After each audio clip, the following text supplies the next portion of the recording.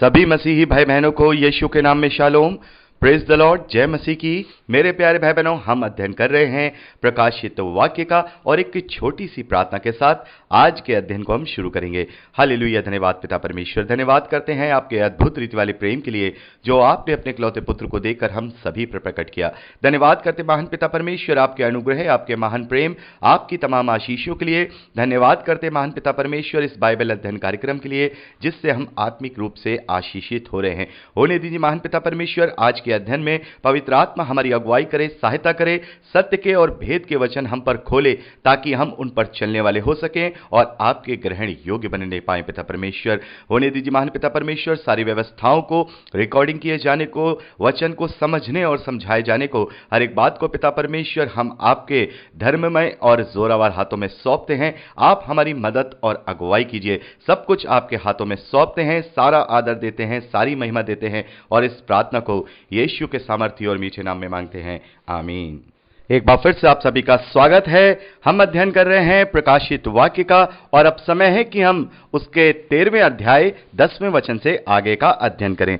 मेरे प्यारे भाई बहनों, जैसा कि हम अध्ययन कर रहे हैं और मैं बार बार कह रहा हूं कि ये जो मसीह विरोधी होगा या ये जो सारी मसीह विरोधी गतिविधियां हो रही हैं अलग अलग कल्ट्स के द्वारा, अलग अलग देशों के द्वारा, ये मसीही होंगे, ये मैं बार बार कह रहा हूं। तो मैं ये किसके बिहाफ पे कह रहा हूं? क्योंकि मेरे प्यारे भाई बहनों, यूहन्ना इसके विषय में हमें पहले बता चुके हैं। यूहन्ना की पहली पत्री उसका 2 अध्याय और उसके 18वें वचन को जब हम पढ़ते हैं तो वहां पर यूहन्ना लिखते हैं, हे लड़कों, ये अंतिम समय है और जैसा तुमने सुना है कि मसीह विरोधी आने वाला है, उसके अनुसार अब भी बहुत से मसीह विरोधी उठ खड़े हुए हैं। यानी कि उस असली मसीह विरोधी से पहले भी बहुत सारे छोटे छोटे अलग अलग मसीह विरोधी उस समय में भी थे और उसके बाद भी रहे और आज भी हैं और उस समय में भी होंगे।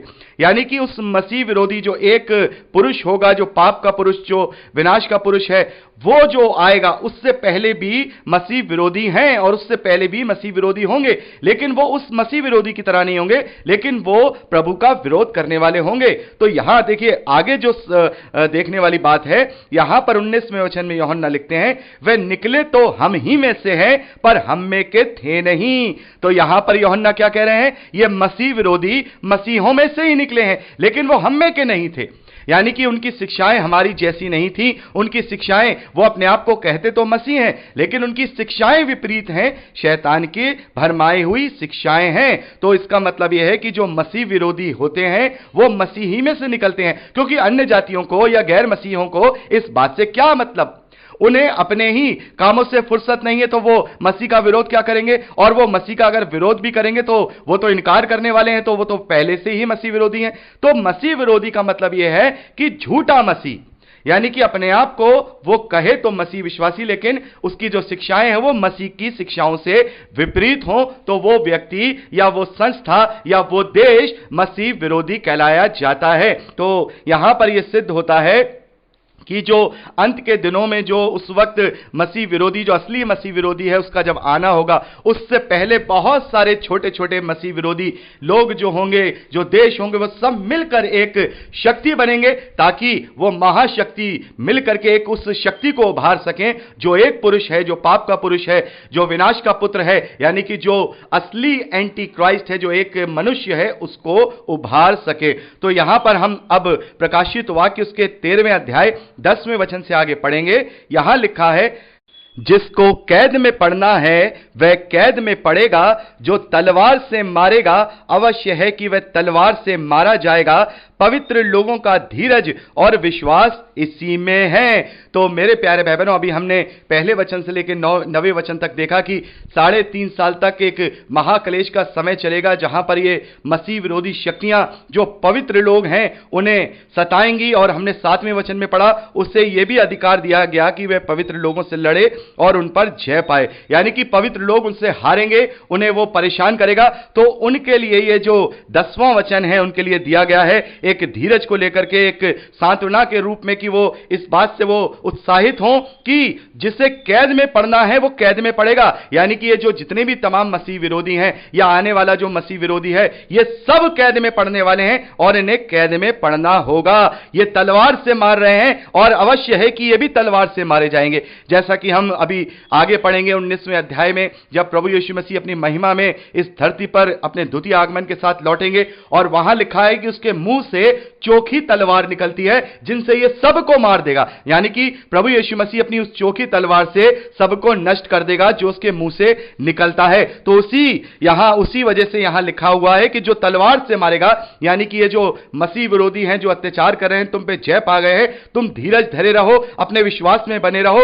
जो तलवार से मारेगा अवश्य है कि वह तलवार से मारा जाएगा। पवित्र लोगों का धीरज और विश्वास इसी में है। आगे 11वें वचन में हम देखते हैं, फिर मैंने एक और पशु को पृथ्वी में से निकलते हुए देखा, उसके मेमने के से 2 सींग थे और वह अजगर के समान बोलता था। वह उस पहले पशु का सारा अधिकार उसके सामने काम में लाता था और पृथ्वी और उसके रहने वालों से उस पहले पशु की, जिसका प्राण घाव अच्छा हो गया था, पूजा कराता था।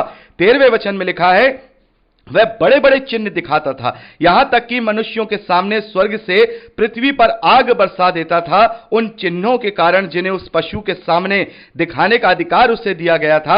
वह पृथ्वी के रहने वालों को भरमाता था और पृथ्वी के रहने वालों से यह कहता था कि जिस पशु के तलवार लगी थी वह जी गया है, उसकी मूर्ति बनाओ। तो मेरे प्यारे भाई बहनों, यहां पर हम क्या देखते हैं, एक और पशु को यहां पर निकलता हुआ देखते हैं, जिसे यूहन्ना अपने दर्शन में देख रहे हैं।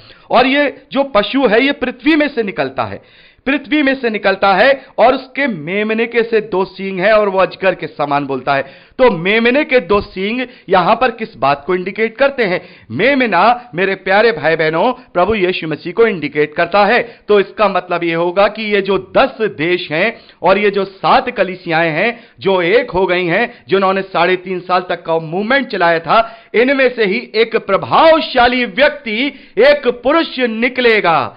एक पुरुष निकलेगा, वो बहुत ही प्रभावशाली पुरुष होगा। वो एक पुरुष निकलेगा, पृथ्वी में से निकलेगा, यानी वो नीचे से ऊपर की ओर उठेगा, और उसका जो स्वरूप होगा, उसकी जो बातें होंगी, वो प्रभु यीशु मसीह के जैसी होंगी।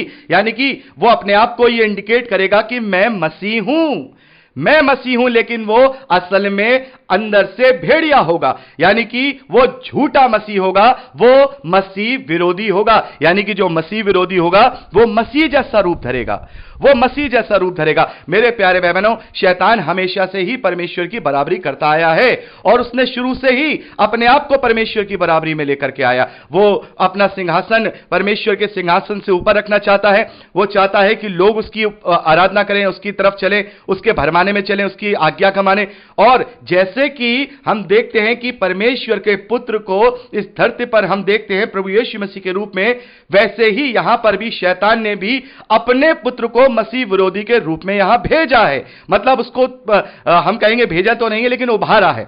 और यहां पर वो भी जो रूप ले रहा है वो प्रभु यीशु मसीह के समान रूप ले रहा है। यानी पूरी दुनिया इस कदर से भरमाई जाएगी कि अब लोग उसको मसीहा का दूसरा रूप मानने लगेंगे। जैसे कि आज भी कुछ एक कल्ट ऐसे अभी पाए जा रहे हैं, जिनमें से एक यरूशलेम माता वाला कल्ट है, जिसमें यह कहा जाता है कि उनका जो अगुवा है वो प्रभु यीशु मसीह का द्वितीय आगमन है। लेकिन यहां पर हम देखते हैं कि पूरी दुनिया पर उसका प्रभाव नहीं है। ऐसे बहुत सारे झूठे मसीह हैं जो ये क्लेम कर चुके हैं कि हम मसीहा का दूसरा आगमन है। एक और कल्ट है जिसे हम पूर्वी बिजली के नाम से जानते हैं, यह चाइना से संचालित है। यहां पर भी हम देखते हैं इसका जो अगुवा है इस बात को कहता है कि मेरा जो जन्म है वो मसीह का द्वितीय आगमन है। तो इनका ज्यादा लोगों ने विश्वास नहीं किया, इनकी जो परसेंटेज है वो बहुत कम है। लेकिन यहां जब हम देखेंगे आगे आने वाले समय में 10 शक्तियां, महाशक्तियां एक हो गई हैं, 10 कलीसियां एक हो गई हैं, सब मिलकर के एक हो गए हैं। तो उनमें से एक प्रभावशाली व्यक्ति अपने आप को यह क्लेम करेगा कि मैं मसीहा हूं। और यह भी हो सकता है मेरे प्यारे भाई बहनों, ये जो पहला हम जो देखते हैं 5वीं तुरही को फूके जाने के समय जो एक शख्सियत थी, और वो शख्सियत जो एक हम कहें संस्था का अगुवा है या एक शक्ति है, हो सकता है ये वही हो। अब इसको सारा का सारा अधिकार दे दिया जाए। हो सकता है अब ये जो 10 राष्ट्र हैं, ये जो 7 कलीसियाएं हैं, ये सबको मिलकर के एक अगुवे को नियुक्त करें। तो हो सकता है ये वो हो, और हो सकता है ये कोई दूसरा भी हो। और ये जरूरी है कि ये जो एंटी क्राइस्ट होगा, ये उस पशु के सिर से संबंधित रखता है, जिसका सिर घाव से, प्राण घातक घाव से मरने पर था। तो इस बात का आप ध्यान रखिएगा। इसका मतलब यह है कि यह जो पुरुष होगा, यह जो प्रभु यीशु मसीह जैसा अपने आप को प्रेजेंट करेगा, जिससे हम असली मसीह विरोधी कहते हैं, यह जो होगा यह उसी कल्ट से संबंधित रखेगा। यानी कि यह उसी कल्ट में से निकलेगा जो अपने अंदर यह क्लेम करेगा कि मैं प्रभु यीशु मसीह हूं या मैं प्रभु का द्वितीय आगमन हूं, और लोग उसके द्वारा भरमाए जाएंगे। आगे लिखा है कि वह उस पशु का सारा अधिकार उसके सामने काम में लाता था। यानी कि सारा अधिकार पहले पशु का, यानी जो पहली शक्तियां थीं जो हमने देखा 3.5 साल तक काम किया, उन्होंने सबने मिलकर के इससे पूरा अधिकार दे दिया, जिसे हम वीटो पावर कहेंगे कि अब आप जो कहोगे वो ही होगा। और हम देखते हैं कि वो सारा अधिकार उनके सामने काम में लाता था और उस पशु की जिसके प्राण घातक घाव अच्छा हो गया था उसकी पूजा कराता था। यानी कि उस कल्ट की तरफ से उसका वो प्रचार करता था और लोगों में वो गलत शिक्षाएं भरमाई जा रही थी। यानी कि ये जो मसीह विरोधी होगा ये बहुत ही शक्तिशाली होगा, क्योंकि सारे 10 देश, सारे 7 कलीसियाएं, जितनी भी भ्रष्ट कलीसियाएं सब मिलकर के से सपोर्ट करेंगी, तो एक ये बहुत ही पावरफुल व्यक्ति होगा और ये झूठे चिन्ह भी दिखाएगा। यहां पर हम देखते हैं कि वह बड़े बड़े चिन्ह दिखाता है, यहां तक कि मनुष्यों के सामने स्वर्ग से पृथ्वी पर आग बरसा देता है। जिन चिन्हों के कारण जिन्हें उस पशु के सामने वो दिखाने का अधिकार दिया गया था, वह पृथ्वी के रहने वालों को भरमाता था। यानी कि वो बड़े बड़े चिन्ह भी दिखाएगा और इसके विषय में प्रभु यीशु मसीह भी कह चुके हैं। मत्ती का सुसमाचार 24वें अध्याय में हम पढ़ चुके हैं कि वो बड़े बड़े चिन्ह दिखाएगा और हो सकेगा तो वो चुने हुओं को भी भरमा देगा। उस वक्त बहुत सारे चुने हुए उसके बहकावे में आएंगे और उसकी गलत शिक्षाओं को मानेंगे, उसके झूठे कल्ट को मानेंगे और वो मसीह का दूसरा रूप उसे समझने लगेंगे और वो उस शिक्षाओं को, उन कल्टों को उनके ऊपर थोपेगा, उनसे कहेगा कि तुम इसकी पूजा करोगे, मतलब इसको मानो, इस संस्था के तुम मेंबर बनो और तुम इस संस्था के पीछे चलने वाले लोग बनो। तो ये इस तरीके से वहां पर कार्य करेगा। आगे लिखा है, उन चिन्हों के कारण जिन्हें उस पशु के सामने दिखाने का अधिकार उसे दिया गया था, वह पृथ्वी के रहने वालों को भरमाता था और पृथ्वी के रहने वालों से कहता था, जिस पशु को तलवार लगी थी वह जाग गया है, इसकी मूर्ति बनाओ। यानी कि अब इसकी मूर्ति बनाओ। उसे उस पशु की मूर्ति में प्राण डालने का अधिकार दिया गया कि पशु की मूर्ति बोलने लगे और जितने लोग उस पशु की मूर्ति पूजा ना करें वह मरवा डाले। तो मेरे प्यारे भाई बहनों, जैसा कि हमने देखा कि हमने पढ़ा कि जो यूहन्ना है उन्हें एक दर्शन मिलता है, उन्हें नापने का एक सरकंडा दिया गया और मैंने आपको बताया कि वहां पर वो एक ऐसी घृणित चीज खड़ी की जाएगी और हम इसके विषय में दानियेल नबी की पुस्तक में भी पढ़ते हैं और प्रभु यीशु मसीह ने भी मत्ती के सुसमाचार 15वें वचन में कहा कि जब तुम उस घृणित वस्तु को खड़ा हुआ देखो जिसकी चर्चा दानियेल नबी ने की है, तब तुम समझ जाना कि अब बिल्कुल अंत का समय है। तो यहां पर हम जो ये मूर्ति खड़े होने की बात कर रहे हैं, तो ये एक्चुअली ये हो सकता है कि उस कल्ट का बहुत बड़ा सिंबल कोई हो, कोई बहुत बड़ा सिंबल, जैसे हमारा चर्च का सिंबल क्रॉस है, हो सकता है इस कल्ट का कोई दूसरा सिंबल हो सकता है क्रॉस की तरह ही दूसरा सिंबल हो, ये उसकी तरह एक कोई बहुत बड़ा सिंबल खड़ा किया जाए, जैसे हम इंडिया में देखते हैं सरदार वल्लभ भाई पटेल की बहुत ऊंची मूर्ति खड़ी की गई है। हो सकता है क्यों ये यरूशलेम में उस जगह पे जहां मंदिर है वहां पर ये बहुत बड़ा हेडक्वार्टर या बहुत बड़ा अपना एक चर्च जिसे कह सकते हैं, जिसे बहुत बड़ा एक संगति का एक हेडक्वार्टर वो निर्माण किया जाए। तो यहां पर हम देखेंगे कि वो मसीह विरोधी जो होगा वो सारी पावर को लेकर के पूरी दुनिया पे पावर का अपना कब्जा कर लेगा, पूरी दुनिया पर उसका कब्जा होगा, पूरी दुनिया में वो सबसे बड़ी पावर होगा। जैसे आज भी हम देखते हैं अमेरिका है, वो सुपर पावर है, ज्यादातर देश उसकी बातों को मानते हैं और ना चाहते हुए भी मानते हैं। तो ये जो शक्ति होगी, ये जो एंटी क्राइस्ट होगा, इसकी पावर अमेरिका से भी बहुत दुगनी होगी, 4 गुना 5 गुना, और सभी इसके अंडर में होंगे। जो ये कह देगा सारे देश उसे सर झुका करके मानेंगे। इसकी इतनी बड़ी पावर होगी क्योंकि 10 बड़े बड़े देश इसे सपोर्ट कर रहे होंगे। मेरे प्यारे भाई बहनों, दुनिया भर की जो आबादी होगी वो ज्यादा से ज्यादा इसकी मान्यता वाली होगी, इसके पीछे चलने वाली होगी। तो इसकी वजह से हम देखते हैं कि इसकी जो पावर होगी वो बहुत ही ज्यादा होगी। पूरी दुनिया में एक छत्र राजा की तरह इसकी पावर होगी और ये वहां पर ये घृणित वस्तु को खड़ा करेगा। दानियेल नबी की पुस्तक के अनुसार हम देखते हैं कि वो घृणित वस्तु है वो वहां खड़ी की जाएगी। तो ये घृणित वस्तु यहां पर वो खड़ी करेगा, जिसे यहां मूर्ति के रूप में बताया गया है। यहां जो ये मूर्ति बताई गई है, ये जो यहां सिंबल बताया गया है, तो इसका हेडक्वार्टर, इस कलीसिया का या इस पंथ का जो हेडक्वार्टर है, उसका निर्माण यरूशलेम पे शुरू किया जाएगा। और आगे देखते हैं कि वो लोगों से कहेगा कि तुम इसको मानो, और जो इसे नहीं मानेगा, जो मेरे कल्ट को नहीं मानेगा, जो मेरे पीछे नहीं चलेगा, जो इस मूर्ति की पूजा नहीं करेगा, उसे वो मरवा डालेगा। यानी सच्चे मसीह विश्वासियों को मरवा डालेगा। तो मेरे प्यारे भाई बहनों, आप में से बहुत सारे भाई बहनों को ये मन में सवाल उठ रहा होगा कि अभी तक जितना हमने अध्ययन किया है, अभी तक हमें रैप्चर के विषय में कुछ बात पता नहीं चली, कि रैप्चर कहीं हमें दिखाई नहीं दिया। और यहां पर भी हम देखते हैं कि पवित्र लोग हैं, ऐसे लोग हैं जो उसकी छाप नहीं ले रहे हैं, ऐसे लोग हैं जो उस मूर्ति की पूजा नहीं कर रहे हैं, उन्हें मरवा डाला जा रहा है। तो इसका मतलब अभी रैप्चर नहीं हुआ है। और जब हम आगे पढ़ेंगे तो यह बात क्लियर हो जाती है कि एंटी क्राइस्ट के समय में जिन लोगों ने अपने हाथ पे और माथे पर मोहर नहीं ली थी, वो उस 1000 साल के राज में भी जीवित होकर प्रभु के साथ राज करेंगे। तो इसका मतलब उस समय तक भी अभी रैप्चर नहीं हुआ है। लेकिन फिर भी जैसा मैं हमेशा कहता हूं कि हम कोई दावा नहीं कर सकते। हो सकता है कुछ बातें हमें समझ में ना आ रही हो, तो यह भी हो सकता है कि रैप्चर कभी भी हो जाए। लेकिन ज्यादातर जो संभावनाएं हैं वो यही हैं कि जब मसीह विरोधी आएगा, उसी वक्त उसी वक्त प्रभु यीशु मसीह अपनी कलीसिया को इस धरती से उठा के ले जाएंगे और वो उनके साथ बादलों में मिलेगी। प्रभु यीशु मसीह उन्हें किसी भी प्रकार के क्रोध में या किसी भी प्रकार के क्लेश में नहीं पड़ने देंगे। तो आगे का अध्ययन, एक बार फिर से आप सभी का स्वागत है। हम अध्ययन कर रहे हैं प्रकाशित वाक्य का, और अब समय है कि हम उसके 13वें अध्याय 16वें वचन से आगे का अध्ययन करें।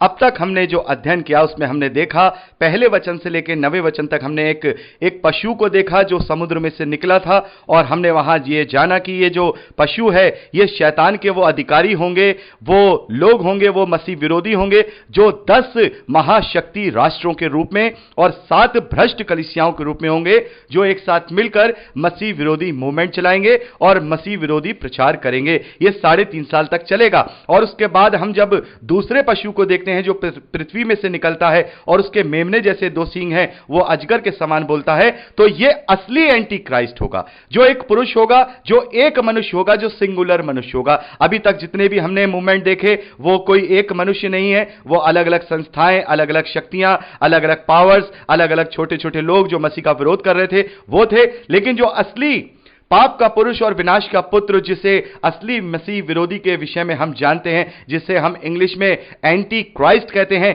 ये वो होगा जो एक सिंगल पुरुष होगा, जो प्रभु यीशु मसीह के समानता में अपने आप को मसीह कहेगा, यानी कि वो अपने आप को मसीह क्लेम करेगा, जैसे कि मैंने आपको बताया। और उसके पास पूरी दुनिया में इतनी ताकत होगी कि उसकी सारी जो पावर्स है पूरी दुनिया में चला करेगी। क्योंकि जैसा मैंने आपको बताया, 10 बड़े राष्ट्र अगर किसी को सपोर्ट करें तो वो शक्ति कोई छोटी मोटी शक्ति नहीं होती है। और यहां पर अब ये सब मिलकर के उसे वीटो पावर दे देंगे, उसे सारे तमाम अधिकार दे देंगे कि अब वो जो करेगा वो ही माना जाएगा। और हम देखेंगे कि ये जो मसीह विरोधी है, ये वहां पर यानी यरूशलेम में एक बड़ी मूर्ति की स्थापना करेगा, या हम कहें घृणित वस्तु की स्थापना करेगा, या वो कोई सिंबल होगा, या फिर वो कोई हेडक्वार्टर होगा, या उसका कोई चर्च होगा जहां पर वो मेन अपना वहां सभा लगाएगा या कुछ भी करेगा। लेकिन वो मसीह विरोधी का बहुत बड़ा सिंबल होगा, जिससे लोग जो है बहुत ही माना करेंगे, और वो कहेगा कि भाई इसकी पूजा करो या इसकी मान्यता करो। और जो लोग उसका विरोध करेंगे, क्योंकि जो सच्चे मसीह विश्वासी होंगे वो तो विरोध करेंगे, वो तो समझ जाएंगे कि भाई ये घृणित वस्तु है, हमें इसको नहीं मानना है, ये गलत पंथ है, तो वो उन्हें मरवा डालेगा। जैसे हमने अभी पढ़ा कि उस पशु की मूर्ति में प्राण डालने का अधिकार दिया गया, कि पशु की मूर्ति बोलने लगे और जितने लोग उस पशु की मूर्ति की पूजा ना करें उन्हें मरवा डाले। तो ये सिंबॉलिक लैंग्वेज में लिखा हुआ है, सचमुच में कुछ बोलने नहीं लगेगा। बोलने लगेगा मतलब यह है कि उसको इतना वहां पर वो इतनी शक्तिशाली चीज बना रहा होगा कि पूरी दुनिया के लोग उसका सपोर्ट करेंगे कि हां यह चीज बननी चाहिए। साधारण वे में, आज के परिवेश में मैं इसको अलग तरीके से बता रहा हूं, इसको उदाहरण मत लीजिए, कोई ये ना सोचने लगे कि इसको जोड़ करके देखे। मैं केवल उदाहरण के रूप में बता रहा हूं। जैसे कि अभी स्टैच्यू बना है सरदार जी का, सरदार वल्लभ भाई पटेल का, तो पूरा भारत उसको बड़ा ही, हाँ भाई यहां स्टैच्यू बन रहा है, बड़ा सपोर्ट था पूरा भारत का कि हाँ ऐसा स्टैच्यू बनना चाहिए, भारत में कोई ऐसी बड़ी चीज बननी चाहिए। ऐसे ही पूरी दुनिया का सपोर्ट उस मसीह विरोधी को होगा, जिसे लोग मसीहा समझ रहे होंगे, लेकिन असल में वो मसीह विरोधी होगा। झूठी शिक्षाओं का होगा और वो उस सिंबल को बनाने के लिए, उस मूर्ति को बनाने के लिए उसका सपोर्ट करेंगे। जो लोग विरोधी होंगे वो लोग मार डाले जाएंगे, वो उन्हें सबको मार देगा। और आगे देखिए वो बहुत ही बड़ी एक काम करेगा जिसकी वजह से अब रैप्चर का किया जाना बहुत जरूरी हो जाएगा। आगे 16वें वचन में हम देखते हैं, उसने छोटे बड़े धनी कंगाल स्वतंत्र दास सबके दाहिने हाथ या उसके माथे पर एक एक छाप करा दी कि उसको छोड़ जिस पर यह छाप अर्थात उस पशु का नाम या उसके नाम का अंक हो, अन्य कोई लेन देन ना कर सके। तो मेरे प्यारे भाई बहनों, अब ये जो मसीह विरोधी होगा, अब ये नया उत्पीड़न शुरू करेगा। अभी तक तो वो क्या कर रहा है कि लोगों से कह रहा है कि भाई इसे मानो, तो लोग मान रहे हैं तो वो छोड़ दे रहा है, वो नहीं मान रहे हैं तो उन्हें मरवा डाल रहा है। तो हो सकता है उस वक्त ये हो कि लोग झूठे मुंह से मान ले रहे हो जान बचाने के लिए और अंदर के दिल से नहीं मान रहे हो, और वो कहे कि भाई तुम इसे मानते हो, वो कहेगा हाँ मानते हैं, तो उसे छोड़ दिया गया। लेकिन असलियत में वो नहीं मानता है, तो इसने एक नया तरीका निकाला। इसने ये नया तरीका निकाला कि अब इसने पूरी दुनिया में एक नया कानून निकाल दिया। यह नया कानून यह है कि हर एक के हाथ पे या माथे पर एक छाप दी जाएगी, छाप दी जाएगी, या हम कहें कोई चिप लगाई जाएगी, या कोई ऐसा कोई वो सिस्टम निकालेगा जिसके द्वारा ही जो लोग होंगे वो लेन देन कर पाएंगे। तो मेरे प्यारे भाई बहनों, यानी कि पूरी तरह से जो करेंसी होगी वो भी अपने अंडर में ले लेगा। जैसे कि यहां हम देखते हैं कि डॉलर भी है, पाउंड्स भी हैं, रुपया भी है और दूसरी करेंसियां भी हैं, तो ये चलती हैं। उस वक्त ये सारी करेंसी खत्म करके एक करेंसी कर देगा जिसे हम कहते हैं कि या तो कोई ऐसा डेबिट कार्ड होगा, या कोई कार्ड होगा, या कोई चिप होगी जिसके द्वारा ही लेन देन किया जाएगा। कोई सामान खरीदना है, सामान बेचना है, कोई कैश नहीं देगा, कोई नगद नहीं देगा, सब कुछ इसके द्वारा हो जाएगा। तो मेरे प्यारे भाई बहनों, ये बहुत बुरा समय आएगा, ये बहुत बुरा समय होगा जब मसीह विश्वासी इस बात को जो स्वीकार नहीं करेंगे, अपने हाथ पे और अपने माथे पे छाप नहीं लेंगे, क्योंकि यदि उन्होंने अपने माथे पर और अपने हाथ पर इसकी छाप ले ली तो फिर वो पवित्र आत्मा की छाप से विहीन हो जाएंगे। और इसी के विषय में हम 20वें अध्याय में भी पढ़ते हैं, जब 1000 साल का राज्य प्रभु यीशु मसीह करेंगे, तो वहां इनके विषय में वर्णन किया गया है कि वो लोग जिन्होंने उस पशु की छाप अपने हाथ और माथे पर नहीं ली थी, वो लोग भी जीवित होंगे पहले पुनरुत्थान के लिए और प्रभु के साथ 1000 साल का राज्य करेंगे। तो यहां पर हम देखते हैं ये बहुत बड़ा अब उस वक्त मूवमेंट ये चलाएगा, और जो मसीह विश्वासी होंगे उनमें खलबली मच जाएगी। और ऐसा मान लीजिए अगर आप और मैं उस समय हुए तो हम क्या करेंगे? हम तो घबरा जाएंगे, क्योंकि हम कैसे काम करेंगे, कैसे अपने बच्चों की फीस जमा करेंगे, कैसे खाना खाएंगे, कैसे कारोबार करेंगे, कैसे हम नौकरी भी करेंगे, तो हमें वो छाप लेनी ही पड़ जाएगी। तो ये वो समय होगा कि अब किसी भी हाल में मसीह विश्वासी के पास ऑप्शन नहीं होगा, या तो वो मर जाए या फिर वो छाप ले ले। क्योंकि अगर छाप ले लेगा तो वो मसीह विरोधी हो जाएगा, और अगर छाप नहीं लेगा तो बेचारे का लेन देन बंद है, उसके पास पैसा नहीं, टका नहीं, नौकरी नहीं, अपने बच्चों को खाना कहां से खिलाए, खुद कहां से इस दुनिया में सरवाइव करे। तो ये वो समय होगा कि अब कोई ऑप्शन नहीं होगा, अब कोई ऑप्शन नहीं होगा मसीह विश्वासियों के पास। तो अब प्रभु यीशु मसीह के पास एक ऑप्शन जो उसने रखा है वो ये होगा कि वो अपनी कलीसिया को इस क्लेश से बचा के बादलों में उठा ले। तो इसीलिए मैं कहता हूं कि ये वो समय होगा कि प्रभु यीशु मसीह अपने लोगों को इस क्लेश में नहीं पड़ने देगा। यानी कि जब ये आदेश पारित करेगा, जब ये आदेश पारित करेगा और लोगों को सता रहा होगा, लोगों को मारने की कोशिश कर रहा होगा, तो जितने लोग उसके द्वारा मारे गए होंगे और जो लोग परेशान हो गए होंगे, लेन देन की वजह से तकलीफ में होंगे, उस वक्त प्रभु यीशु मसीह अपनी कलीसिया को बादलों पे उठा के ले जाएगा। और यही वो समय होगा जब रैप्चर किया जाएगा। क्योंकि अभी हम 14वें अध्याय में आगे रैप्चर के विषय में पढ़ेंगे, 14वें वचन से। अभी तक हमने रैप्चर के विषय में कोई बात नहीं पढ़ी, लेकिन अब रैप्चर करना जरूरी है, क्योंकि अब इसके अलावा मसीह विश्वासियों के पास कोई चारा नहीं होगा। यदि उन्हें उठाया नहीं गया तो फिर वो छाप लेंगे, और अगर छाप ली तो फिर वो मसीह विश्वासी नहीं रहेंगे, और अगर छाप नहीं ली तो फिर वो किसी भी प्रकार का लेन देन नहीं कर पाएंगे। तो ये बहुत ही भयानक स्थिति होगी मेरे प्यारे भाई बहनों, ये बहुत ही भयानक स्थिति होगी। आज के परिवेश में मैं आपको एक सिंपल भाषा में समझाना चाहता हूं, आप समझ पाएंगे।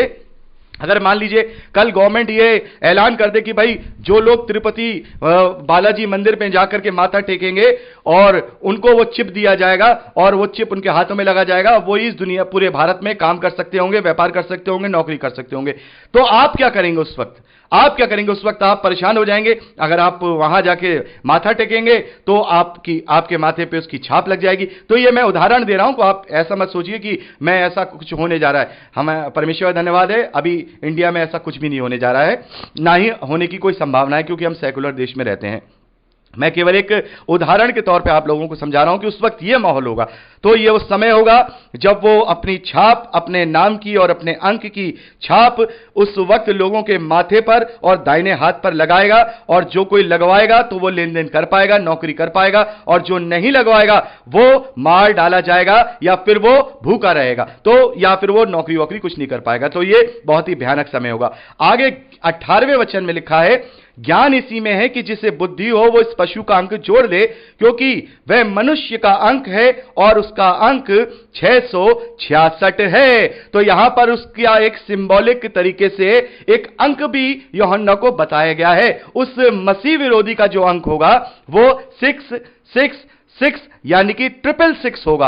और यहां पर यूहन्ना कहते हैं कि इस अंक को जोड़ लो, यह उसका अंक का चिन्ह होगा। तो मेरे प्यारे भाई बहनों, भविष्य में यदि ऐसी कोई चिप या ऐसी कोई बात निकल के आए और उसमें अगर हमें 666 का कोई भी वर्णन मिले, तो हम उस वक्त यह समझ जाए कि यह एंटी क्राइस्ट का यह छाप है, यह उसी का अंक है। एक सिंबॉलिक रूप से, एक हम कहें इंडिकेशन के रूप में यहां पर उस अंक को बता दिया गया है, ताकि मसीह विरोधी जब आए तो मसीह विश्वासी समझ जाएं कि यह मसीह विरोधी है, और यह चीज हमें अपने माथे दाहिने हाथ पे नहीं लेनी है, क्योंकि इसका अंक 666 है। और बहुत सारे लोग आज अलग अलग तरीके से इसका कयास लगाते हैं, RFID चिप के लेके कहते हैं कि यह भी इसका अंक 666 है, कोई वीजा कार्ड को लेकर के कहता है, और बहुत सारे लोग तो आधार कार्ड को लेकर के भी कहने लगे थे कि इसका अंक 666 है, और आजकल तो कोरोना वायरस को लेकर के भी लोग कहने लगे कि इसका अंक 666 है। तो बहुत सारी बातें उस वक्त आज भी निकलती हैं और उस वक्त भी निकलेंगी। लेकिन मैं आपको बताना चाहता हूं कि जब यहां 18वें वचन में यहां साफ तौर पे अंक बताया गया है, तो फिर कोई अटकल की बात उस वक्त नहीं होगी, क्योंकि अंक को देने का मतलब ही यहां पर यह है ताकि मसीह विश्वासी आसानी से समझ जाएं कि यह जो चिप है, यह जो छाप है, यह मसीह विरोधी की है। यानी कि उनमें कोई मतभेद नहीं होगा, बिल्कुल साफ तौर पे पता लगेगा कि हां, इसका जोड़ने में जो अंक बन रहा है ये 666 बन रहा है। तो इसमें कोई आपसी मतभेद नहीं होंगे।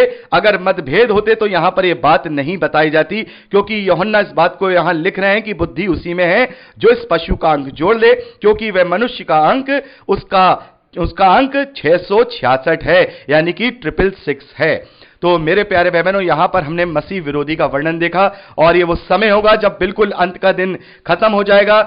7 साल का ट्रिब्यूलेशन पीरियड बीतने के बाद यह मसीह विरोधी आएगा और इस प्रकार से पूरी दुनिया में मसीह का विरोध करेगा और अपनी छाप को लगाना चाहेगा, उस मूर्ति की पूजा कराना चाहेगा, और जो लोग नहीं करेंगे उन्हें वो मरवा डालेगा। लेकिन परमेश्वर का धन्यवाद है कि परमेश्वर ने हमें क्रोध के लिए नहीं वरन उद्धार के लिए ठहराया है, और प्रभु ऐसे वक्त में अपने लोगों को नहीं छोड़ेंगे और वो उन्हें अपने साथ बादलों में उठा ले जाएंगे। तो मेरे प्यारे भाई बहनों, यहां पर हमने 13वें अध्याय का अध्ययन किया। हमने देख लिया मसीह विरोधी कौन है। मसीह विरोधी से पहले जो मसीह विरोधी संगठन है, जो मूवमेंट है, वो क्या है। उससे पहले भी हमने देख लिया 2 गवाहों के रूप में जो 3.5 साल का जो हम देखते हैं पीरियड है। तो एक ओवरऑल तरीके से मैं आपको दोबारा से रिपीट कर देना चाहता हूं कि कैसे कैसे अंत के दिनों में इन वचनों के अनुसार होगा। हम देखेंगे पहला, एक कोई शक्ति उठेगी जो कि इस धरती पर अपना प्रभाव डालने की कोशिश करेगी, जो अतः कुंड का राजा है। 5वीं तुरही को फूके जाने पर जो पीड़ा होगी उसी के द्वारा दी जाएगी। उसके बाद देखते हैं उसी शक्ति के द्वारा बहुत ही बड़ा आतंकवाद का हम वहां रूप देखते हैं कि 20 करोड़ से भी ज्यादा जो फौज है दिखाई देती है, वो समस्त मानव जाति में ऐसा आतंकवाद फैलाएंगे कि वहां पर हम देखेंगे 1/3 मनुष्य मारे जाएंगे। और उसके बाद 7वीं तुरही फूकी जाएगी, और 7वीं तुरही को फूके जाते ही 3.5 साल का महाक्लेश का समय लगेगा, जिसमें परमेश्वर अपने 2 गवाहों को इस धरती पर भेजेगा।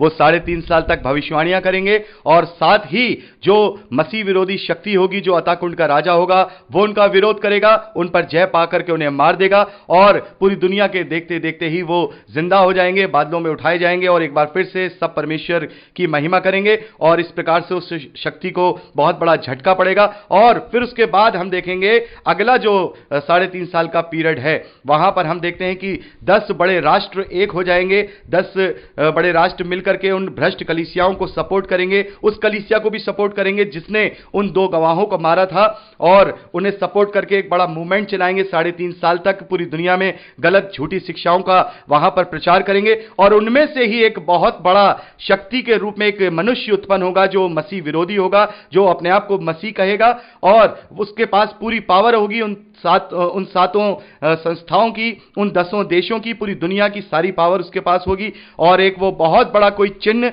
या बहुत बड़ा कोई मॉन्यूमेंट उस जगह पर खड़ा करेगा, पवित्र स्थान पर खड़ा करेगा, जिसे प्रभु यीशु मसीह ने घृणित वस्तु कहा है दानियल नबी की पुस्तक के अनुसार। तो वहां ये खड़ा करेगा और लोगों से कहेगा कि भाई तुम हमारी मान्यता को मानो, जो मानेगा वो बचेगा, जो नहीं मानेगा उसे मार डाला जाएगा। और फिर उसके बाद वो अंतिम हथियार निकाल के लाएगा कि वो हर एक मनुष्य के माथे पर और दाहिने हाथ पर अपने अंक की छाप लगाएगा, कि जो कोई उसकी छाप लेगा वो ही इस दुनिया में लेन देन कर पाएगा, नौकरी कर पाएगा, व्यापार कर पाएगा। इस प्रकार से वो सारी चीजें करेगा, और वही समय होगा जब कलीसिया प्रभु से मिलेगी, यानी रैप्चर किया जाएगा। तो ये सारी बातें हमने एक के बाद एक देख ली, और ये अब ये सारे फेस खत्म हो गए हैं मेरे प्यारे भाई बहनों। रैप्चर होते ही, जैसे मैंने आपको बताया कि हम 3 चरण में इसका अध्ययन करते हैं। पहला चरण हमने देखा पहली मोहर को खोले जाने से लेकर 6ठी मोहर, फिर हमने दूसरा चरण देखा जो 7वीं मोहर को खोले जाने से लेकर के जो 6ठी तो रही है फूके जाने तक का समय,